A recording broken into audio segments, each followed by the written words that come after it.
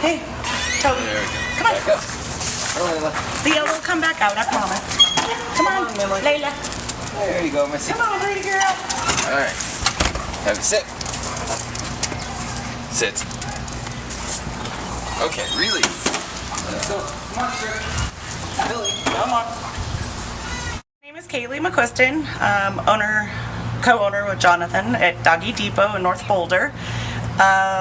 We lived about 2 miles outside of Lyons, heading up toward Estes Park during the flood, and we had 7 total animals to get out of the house in maybe 10-minute time, and that's all that we cared about at that moment, was ourselves and getting the animals to safety. And our landlord, Steve, also lived on the property with us, and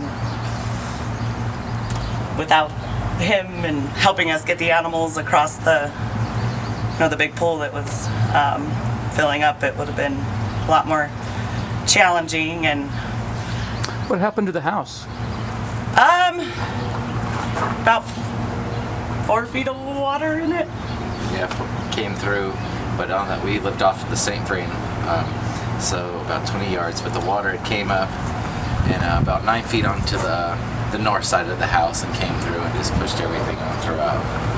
So we lost everything. The house is not livable. The land is not livable at this point. But it was about 2 o'clock in the morning. We heard Steve honking his horn, and I had gone to the restroom and I got up to see if it was still raining, and he was outside, and we were standing maybe 10 feet from each other, and I couldn't hear him. The water was so loud, and so he's like, the river. I was like, oh! So I run inside and wake Jonathan up, and that's all we were concerned about, was trying to find crates we had 2 kitties. We were watching 2 of our clients' dogs, plus our 2 dogs, and then Steve had his cat to get out. So just running back in the house, it went from ankle deep to thigh high in maybe within 13 minutes. Yeah, at the most.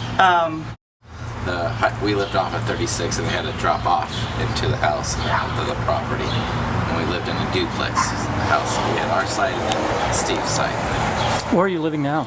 We're back in Lyons in town, renting from one of our clients, so that's helpful. And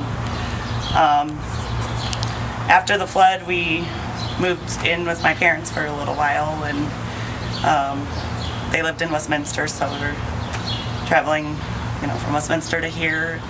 We stayed there about 2 months, and then here at Doggie Depot, this whole entire play area, the whole entire outside had mud all the way about 4 feet up to the wall.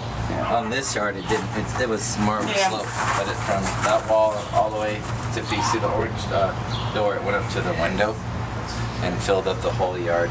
So. Just with mud, so we had to, obviously shut down for, a couple of weeks. Did you have something else happen here too earlier?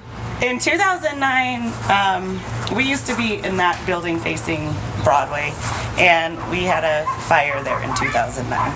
After hours. After hours, no doggies got hurt. We just do daycare only, so we're very blessed and lucky with that.